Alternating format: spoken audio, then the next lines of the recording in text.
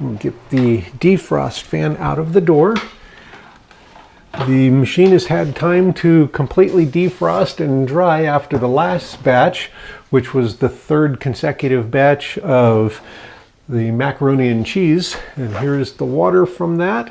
And it's right up to just about to the same spot as it was the last two batches. So the consistency is there.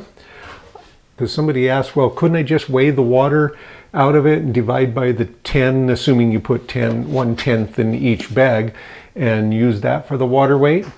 And I believe you could. It's going to be close enough.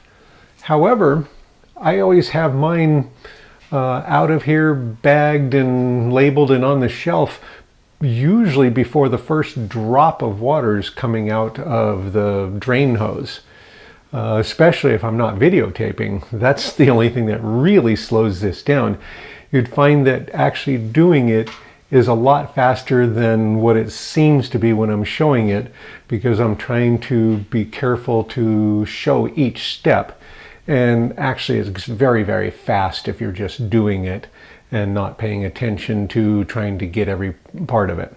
Anyway, so you could, I think, take this weight and divide it by the number of bags, assuming you did it evenly, and get a pretty close approximation. It might be a few percentage low, but we often put a few percentage or a few grams less anyway when we're rehydrating, to make sure that it starts out a little drier. We can add more if necessary. So it probably would work, but the bigger problem for me would be simply the timing. I'd have to add that weight after I've already bagged it, and I'd have to let it set out before I shelf it before I put it in bins. Anyway, we'll get this one going. We'll get the thermometer underneath and put the disc in place and get it started and pre-cooling for the next batch. The next batch is going to be something out of the freezer. And I saw that my sister has some 5-pound bags of frozen corn and frozen peas. So we'll probably do 10 pounds of vegetables for her. So we'll get it cooling and then get it started. So I'm starting it with the customize, start custom, and continue. And I'll make sure the drain valve is closed and there's a seal ring all the way around. The display thermometer says that it's 66. The thermometer underneath says it's just over 70, so there's a few degrees difference, and I honestly don't know which one's more accurate at these temperatures. I've got a seal ring all the way around, which means I won't have any air going across the seal as it pre-cools. So give it enough time so that it's at least down to about 10 degrees and dropping, and then we'll get the food in there.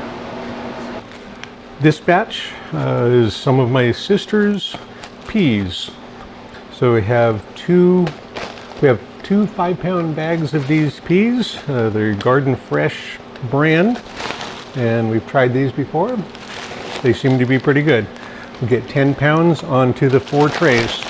And on these, because we can just dump these out into a big Ziploc for scooping purposes, I'm not going to even bother with the parchment on it. It's got a gram of ice right now because I know that this tray is 750 grams. I'm going to go ahead and tear that out and get 1134 onto that tray.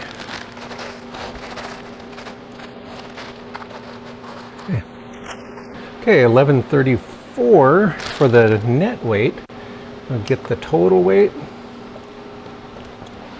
1884. And I'll tuck a thermometer in there.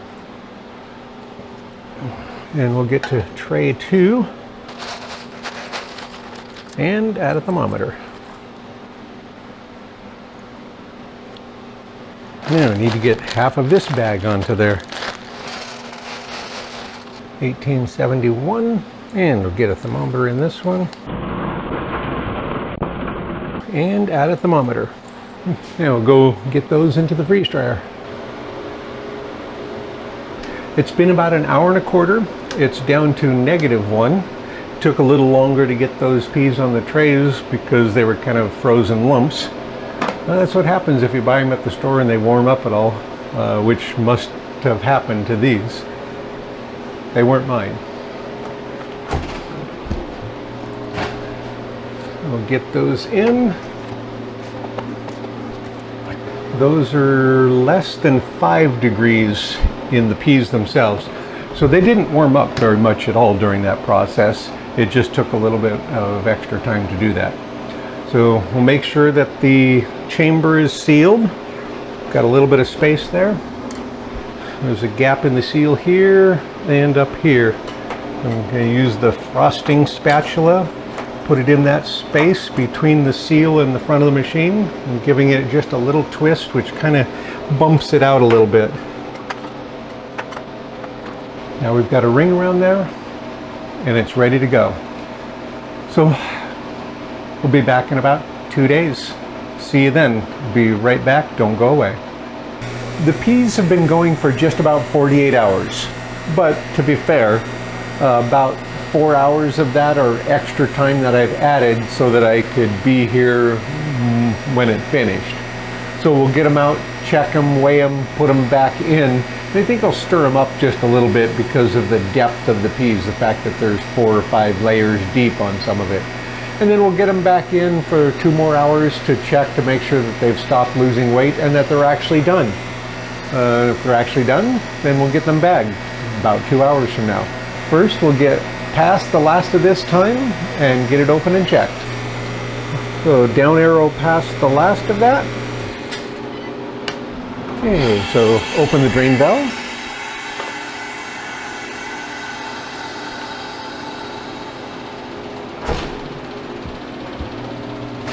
All right, tray 1, 1011. So that's lost about 750 grams so far. Okay, tray 2, 997. So I don't want to lose any, obviously.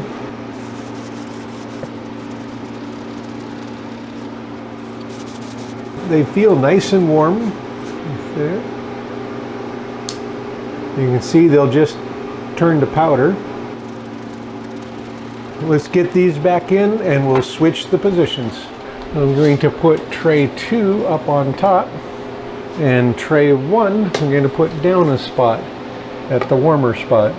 So now tray 3. And tray 3, 991, and it dropped down to 990, so I'm going to use that. And tray 4, 1005. We'll mix these up also. Everything feels warm. And same thing on this one. Now we'll get these back in there. And tray 4 is going to come up. And tray 3 will come down one. So tray 3 down. Now we're going to restart that. Get that closed back up and get it restarted. So we'll close the drain valve. So I'm going to add more dry time. Drain valve's closed. And it's cool enough because the fan. And add 15 more minutes. So I've got a full 2 hours before I check it again.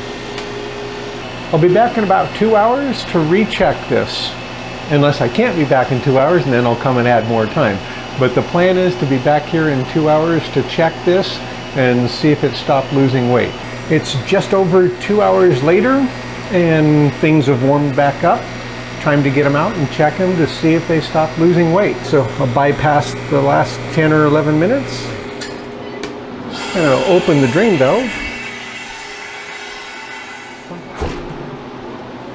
Now,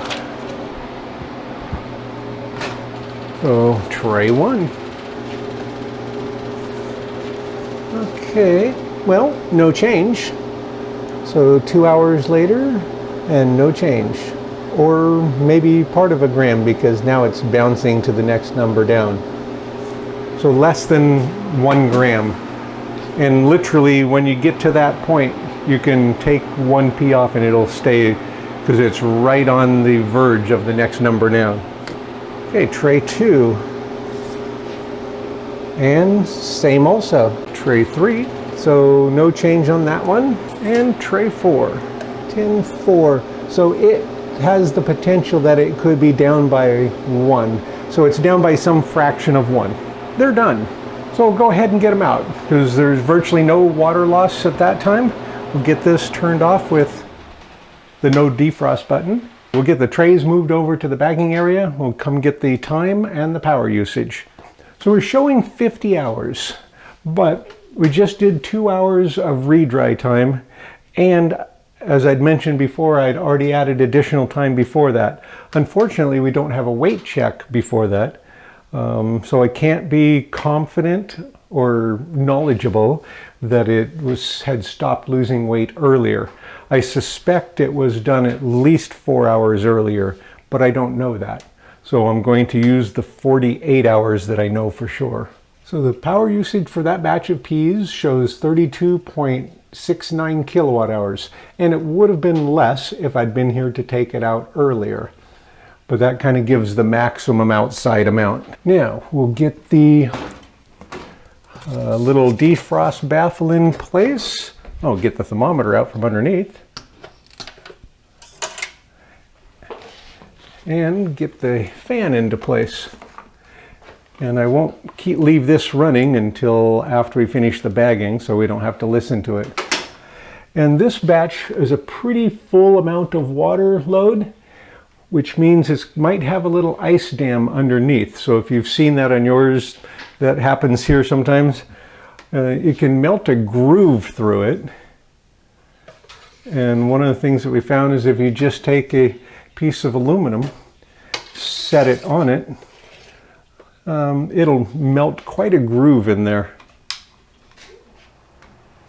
Okay, so now let's go get the final weights on all the peas and get them bagged.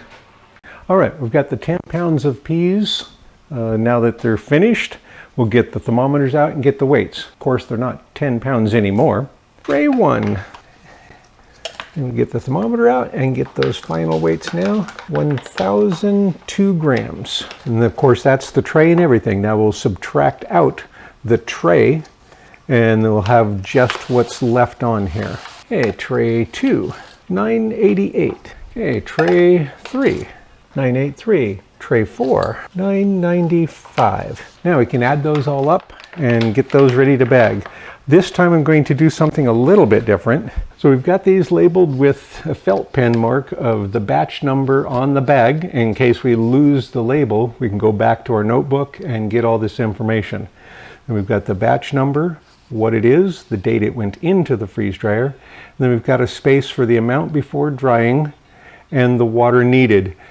Water needed with peas and corn and a bunch of other vegetables really only matters if, for instance, if you're making a soup or a stew and you want the peas or vegetables to absorb out some of the liquid and you don't want it to end up too thick, then you'd want to know how much water to put in.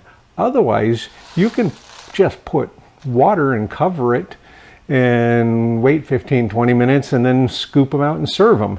You don't really need to know the water weight. And as these are my sisters, not only will she not know the weight, she'll probably use a little scoop and just scoop in volumes that she wants for hers, which works out great for most people. And it's what we did for the first 2 or 3 years with most items. We only really weighed things like sauces, chili, stew, scalloped potatoes, things that we wanted to get at a precise amount of water back in. Things like peas and corn, we didn't bother weighing them because it really doesn't matter for most things.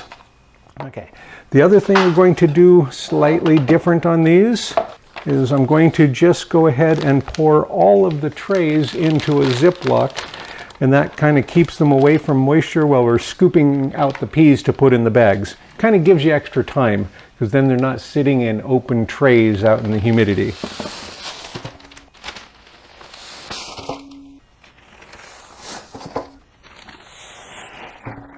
That's a lot of dried peas. Well, it was 10 pounds. Now it's, don't go away, I'll tell you in just a second. Okay, so I don't know if anybody's interested in this part on this batch, But we have the gross weights before, and then the tray weights, and then the net weights. So just simply subtracted out the tray weight and get this. And then the total weight was just about 10.1 pounds from those bags of, oh, ice. The bottom of the bag has ice. That's probably it.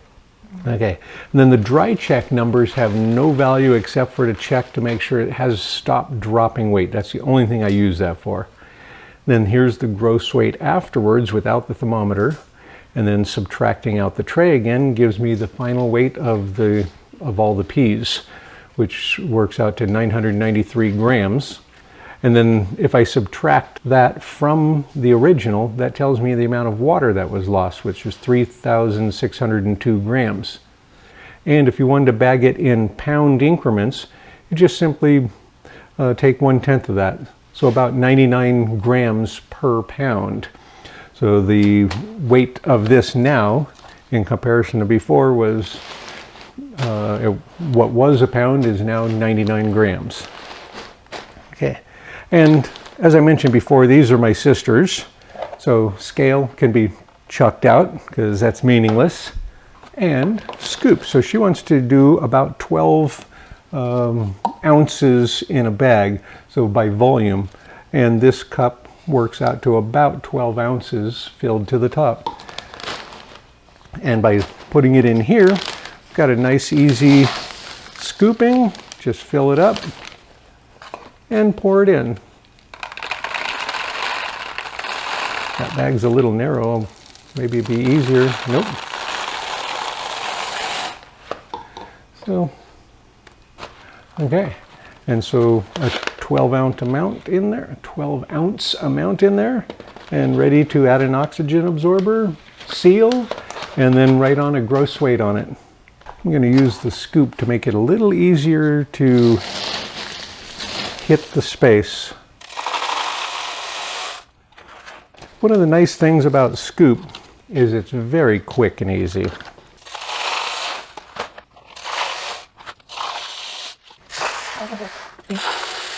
13-pint bags with one full measuring cup in each is about 12 ounces by volume, and with a little bit left over, which can either be divvied up between them or tested. So I'm going to just push them down alongside, that way they don't end up in the zipper, and then close the zipper and kind of try to push out any extra air. But with this size, this amount, and this size bag, there's really not much extra to be had there. Not much extra space. And then these will be next. And then we'll get all of them sealed. I'm going to seal them at the top edge, as high up on the edge as I can.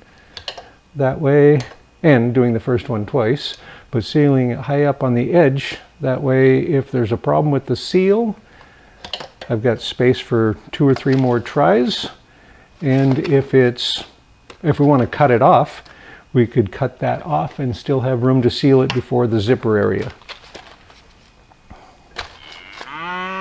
Yeehaw! And then the last thing that'll be done to each bag before they're stored away and or sent back home is put the gross weight on each bag. So this is 97 grams sitting on the scale right now, and I'll add that to the bag, so if it starts letting moisture go through the bag, we'll know right away just by weighing it. And 99, and if it's bouncing between 2 numbers, I always take the higher number on this, because that means it's right on the verge of that next higher number. These will all get oxygen absorbers, sealed, weighed, and sent home. We'll see you on the next one.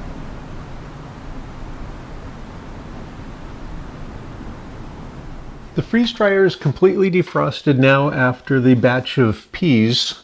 Now my sister's doing a batch of corn. And when I say my sister's doing it, I'm kind of loading it so I can get the video of it. Otherwise she would. She also wouldn't measure it or any of those things, which people ask for the information. So that's why I've been doing it, because I wouldn't have always measured it either. because for rehydrating it doesn't really matter. But people ask, so I'm trying to add more information where I can. So I'll get a thermometer underneath. We'll get the front plastic piece in place and get it ready for cooling. Oh, and here's the water from the peas. It's about 8 pounds of water, just about a gallon. I've got a seal ring all the way around, so I don't have to worry about air getting in there and any moisture freezing on that seal. So we'll get it pre-cooling now. I'm going to start the machine with Customize, Start Custom, and Continue. As soon as that's cold enough, we'll go get the food on the trays. The freeze dryer's had a chance to pre-freeze now, and it's ready to get the things on the tray. Doing another batch for my sister. We're doing some white corn that she got at Chef's Store. So we'll have 10 pounds of the corn, and I'll get about 2.5 pounds on each tray.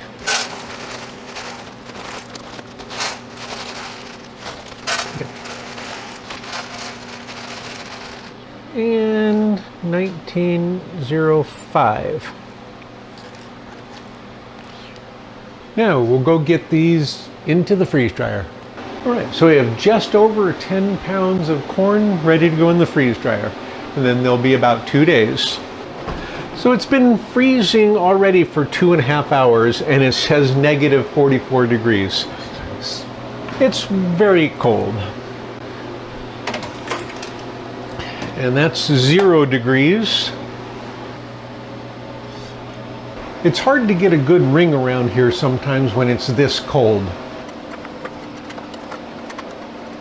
We'll be back in 2 days and ready to check them, and if they're dry, get them bagged. This batch of corn has been in there now for 43 hours. Going to get them out now, weigh them, kind of stir them up, switch the tray positions, and put them back in to see if they're finished drying already. So let's get them out and check them. So we'll go ahead and bypass the last of that using the down arrow. And then I'll open the drain valve.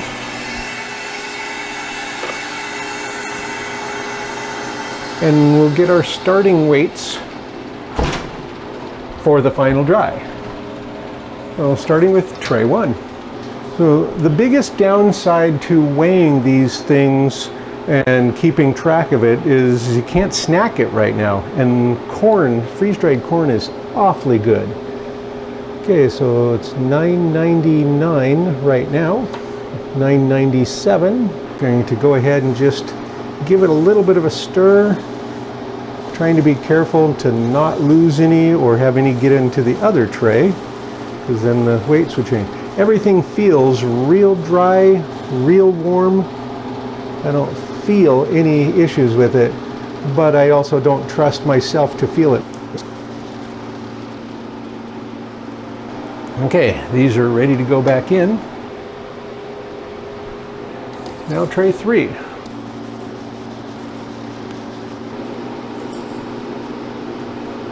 So with those checked and weighed, we'll get it restarted. We'll be back in 2 hours, so don't go away. We'll be back in a second. I'm back. It's just a little bit more than 2 hours later. Got a few things done, got another walk-in, and now it's time to take these out and check them. I'll go ahead and use the down arrow to bypass the last of that. Says it's about 130 degrees, and it feels like it. Okay, 998, 995, or 985, so no change, and 998. So we're going to go ahead and turn it off using no defrost. So it's showing 45 hours, 18 minutes. I'm going to just call it 45 hours even. It finished somewhere during that time probably for that last gram. I don't know exactly where, so I'm going to count the whole 45 hours. Power usage on that batch was 29.63 kilowatt hours. We'll reset it for the next batch. Here's our 10 pounds of corn now. Now we'll find out what it weighs after it's been dried. We'll get the thermometers out and get the weights and find out what it all weighs now. 989. 977, 989, and 990. I'll get the weight on this to be able to tell you how much water they lost. But once again, these are my sisters, and she doesn't care how much water they lost, and therefore how much it needs. So we're going to just pour all 4 trays into a 2-gallon bag, and it makes it so much easier for just scooping in there. And to me, it feels like I feel less pressure that I have to bag them super quick because they're open. They're currently just sitting out in the open air, and the humidity is going to go in. But if I put them all in the Ziploc, it feels like I've got more time. I don't feel as rushed. Anyway, we'll get all of these poured into a bag. We'll get those bagging in just a second. And look at that, that's a 2-gallon bag of corn. Yeah, 10 pounds of corn before it was freeze-dried. I'll get these numbers and be right back. Don't go away. Here's the data for the frozen corn. And we've got the frozen peas still on here. I could shift this down a little bit. So they're almost identical. Frozen corn and frozen peas started as 10 pounds. They had just a few grams difference. Now that's all ready to bag, and we'll get to it. And these probably will be slightly easier than the peas because they're less likely to roll. And you can still use the little scoop, and you could obviously use a funnel or a measuring cup that's shaped more like the bag top.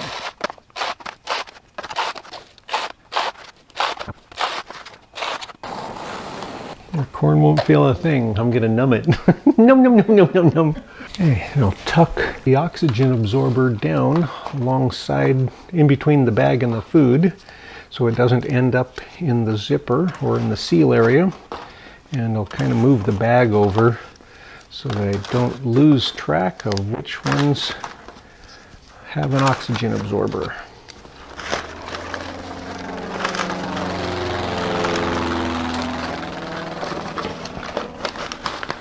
I can bring the new non-broken heat sealer over and get these taken care of. Get these peeled off properly. Oh, they're fine. I can get them off. So the heat sealer, it will be hot, in case you didn't know that part. A heat sealer gets hot. Stunning. Didn't see that coming, did you? And here's another surprising piece. Where the machine closes, it goes together to squish the top of the bag to heat seal. That's a pinch point. You'd have never guessed that, would you? But seriously, folks, now it's time to heat seal the bags. People mentioned more than once on comments about the chamber type bag sealer. The problem I see is here. I grab this bag, 1, 2, 3, 4, 5, onto the next bag. 60 seconds for each bag with the putting it in there, taking it out, and vacuum part. So the chamber vac sounds like it has a great potential and might be worth doing for some types of foods that are extra sensitive, like maybe the meats and things would be good. But as a general rule, we could be done with these in about 2 minutes this way, and it could be 15 minutes or more. I think before I went that route, I would be more interested in a nitrogen tank, because if we could nitrogen flush. So I was thinking, instead of a chamber, I'd rather go with nitrogen flushing, because inside each one of these kernels there's air, because we introduced it when we opened the drain valve to let the air into the vacuum chamber. So these are all filled with air, which has oxygen in it. Now, if I used a nitrogen tank to attach to the drain valve and put nitrogen into that chamber each time, it's only like a cubic foot and a half, something like that. It's not a lot, but now that is going to be filled with nitrogen. And yes, it's going to leak out and you're going to have some exchange, but not terribly fast in the middle of there, I'll bet that if they're started with nitrogen, it's going to stay there pretty well. There's no reason for it to move in and out on a quick basis. And then we could fill each bag and then drop the oxygen absorber in, put the little hose in, give it a shot of nitrogen in each bag to displace the air, and then zip right shut. I think I would be more inclined to do that than a vacuum chamber, because the vacuum chambers are still going to leave some oxygen in there. And they're not going to be pulling everything out unless you can crush everything, which I don't really want to do. I'd rather have them, on some of the foods, I'd rather have them ballooned up to protect the delicate foods. Some of them don't matter. Some of them you could park your car on, they're so solid. But some of them will get crushed. Anyway, yeah, I'm kind of thinking I should look into the nitrogen, because it can't be terribly expensive for a tank of it. We're surrounded by this stuff. I mean, nearly 80% of the air around, 78%, because then there's like 1% of miscellaneous, 21% of oxygen. Anyway, about 78% of everything around us is nitrogen. How much could it cost? Things that make me go, Okay, anyway, well, I got sidetracked once. 84 grams. So I'm going to weigh each bag, and I don't always weigh these bags because they're not my bags. She usually weighs her own. Bump. Okay, so, but seriously, going to weigh each bag and write the number on the bag of what it weighs right now. And if moisture starts to go through the bag in any significant amount, even 1% by weight, we'll be able to tell by putting it on a scale, finding out is it weighing more. And that'll give us a heads up that we have a bad batch of bags or some issue. The J-bin that we did on the 50 batch series is now in 2 and a part of the little bins now, because for some people the little bins are a better choice. But when I was doing the 50 batches and did the J-bin, I wanted to have all the bins the same size. Anyway, so now they've been moved into the little bins for people that need the little bins.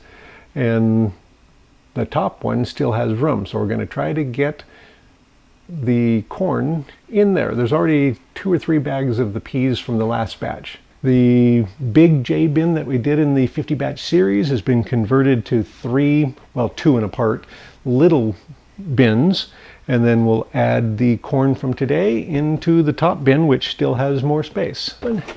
So the little bin will hold a lot of bags, especially these pint-sized bags. You could probably get a week's worth of food in one of these for a person.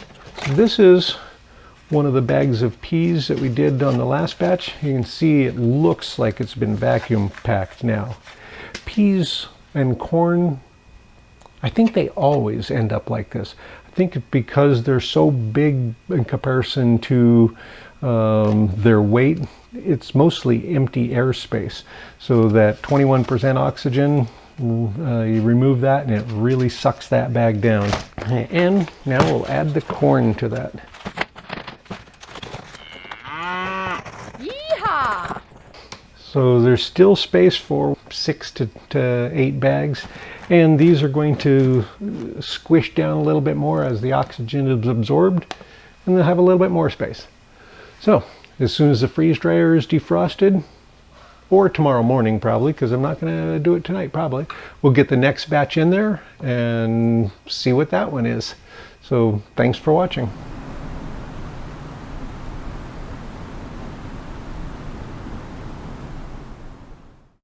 So I wanted to show some rehydration of the peas and corn.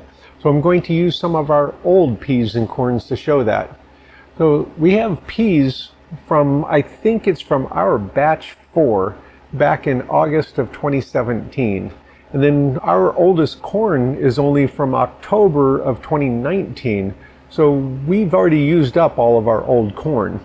Anyway, we're going to get that, and that is in the second bin back, so 15B. This is 15 front, so then 15 back is 15B. So we'll get those out and get those and find those. I have my hard copy of our inventory, and so I want to take the corn from October 2019, one of the bags of that, and it's in bin 15B. Plus, I have some peas from September of 2017 in the same bin.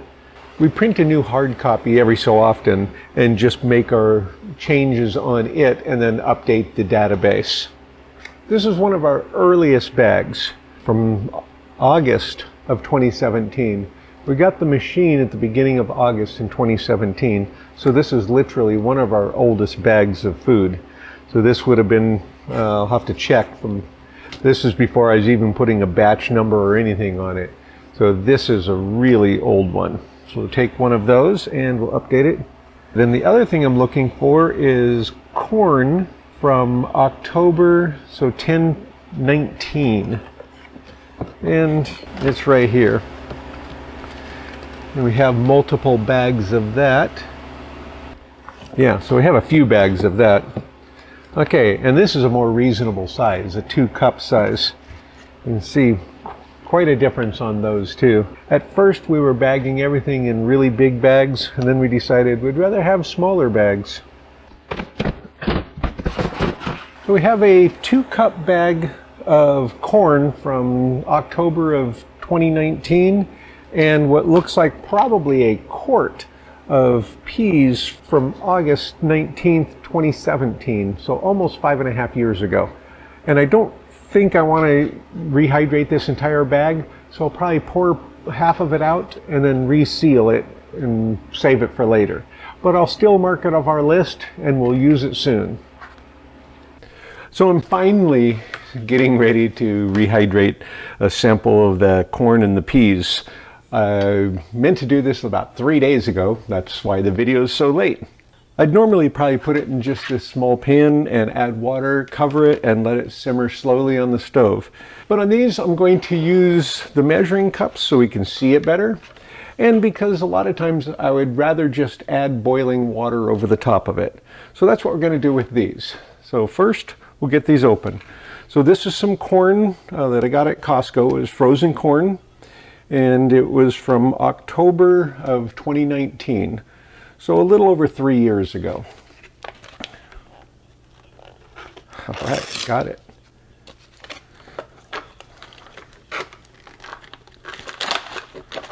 Okay, and got the oxygen absorber out.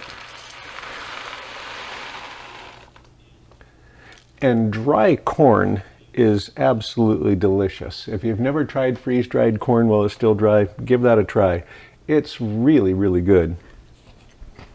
On the peas, I don't want to do this entire bag, so I'm going to measure out a couple of cups full and then reseal the bag.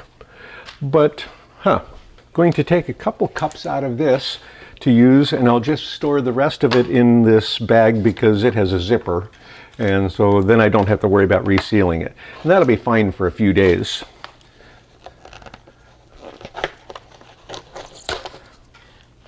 So this is one of my original bags I got with the freeze dryer. So 5.5 years ago approximately. And I probably got these peas at Costco also. Oh, I don't really need that. I can just fill it up to the 2-cup line. So a couple of cups of peas. I'll just pour the rest of them in here to save. So that's still a full, very full 2 cups in there. So I'll go ahead and just close this back down with the zipper. And then I can reheat seal this if I want to save it for any longer amount of time. And if I were saving it for a longer amount of time, I would put a new oxygen absorber in there also. A longer amount of time meaning weeks or months, but this is only going to be sitting on our counter for hours or days. So we'll be using this right away. And I better make a note. I'm going to just pour a bunch of hot water in here. They're going to try to float up. I'll kind of keep them sunk down. My plan is to tuck them into a Ziploc, and then I can suck some of the air out to push them down. It's probably obvious, but rehydrating it right in the bag would work really well, especially if you're out camping or something. Just pour the water in here, get it high, push the peas down and zipper it shut. And then you could, as one viewer mentioned, wrap it in a towel to keep it nice and toasty. Okay, so now I've got the boiling water, literally, and I'll see if I can get that in there. I probably need a little bit more, but it's floating up.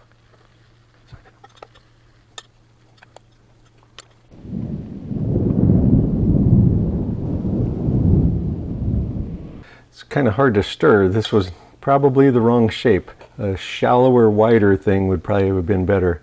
Oh, and the fact that they shrank a bit when it was freeze-dried. 2 cups of the dry is going to swell up to maybe 2.5 or 3 cups. The corn seems to be absorbing the water faster than the peas.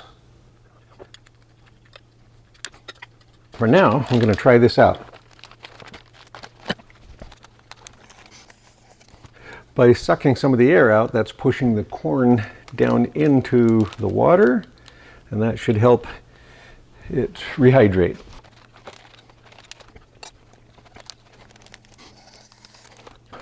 Might as well cover these too. So come back in 15 minutes, give them a little stir, and then see if they need additional time. So it's been just over 15 minutes. I'm going to go ahead and stir these a bit and check them out. It's still pretty toasty, so it's held the temperature okay. I mean, it's got a lot of glass there, and that loses a lot of heat through there.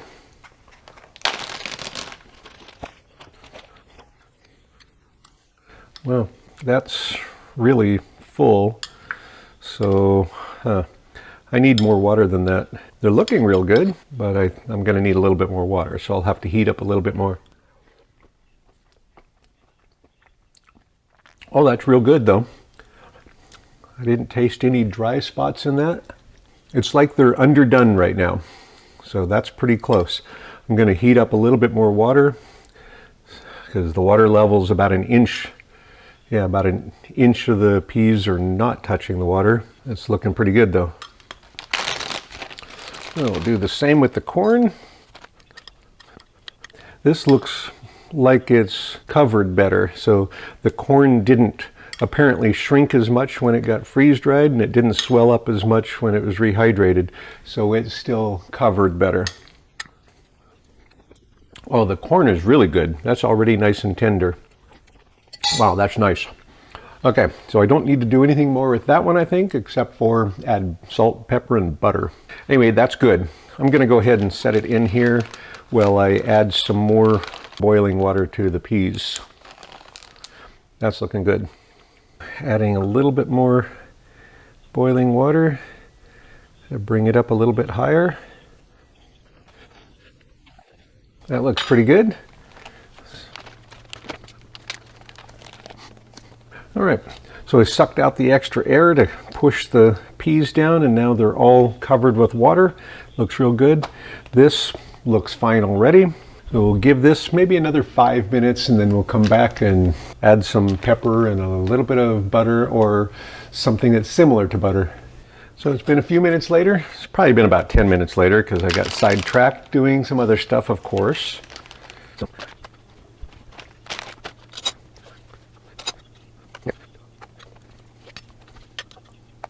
So the peas definitely must have shrunk more when they were freeze drying, or at least the corn did not expand as much when it got rehydrated. But anyway, they both came out real nice.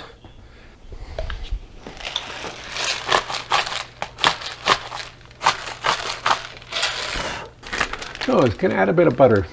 We got a deal on butter. It was a 25 kilo cube of butter. So So I kind of hacked it up into smaller pieces, and now we're dealing with giant blocks of butter.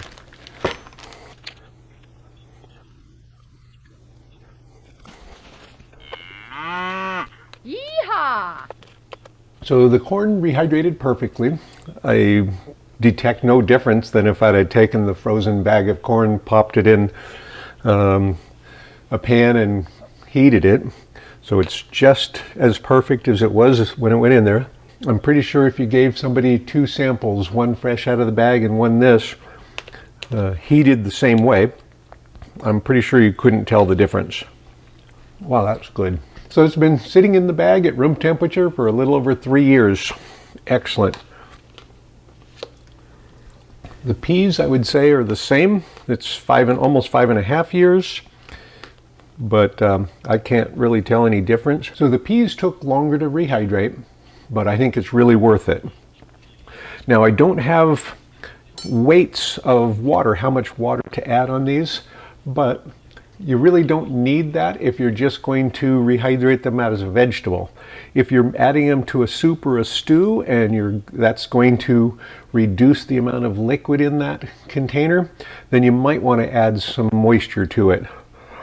On all the more current things, I put the weight on it so that I know how much water to put in it. So if I knew if this bag was 1 pound of corn, I could just put it on a scale and find out how much it weighs now, subtract that from a pound, and then add that much water. They came out really well. Holy moly. That stuff's really quite good. Okay, we'll see you on a future one. Thanks for watching. Bottom line on corn and peas, or peas and corn.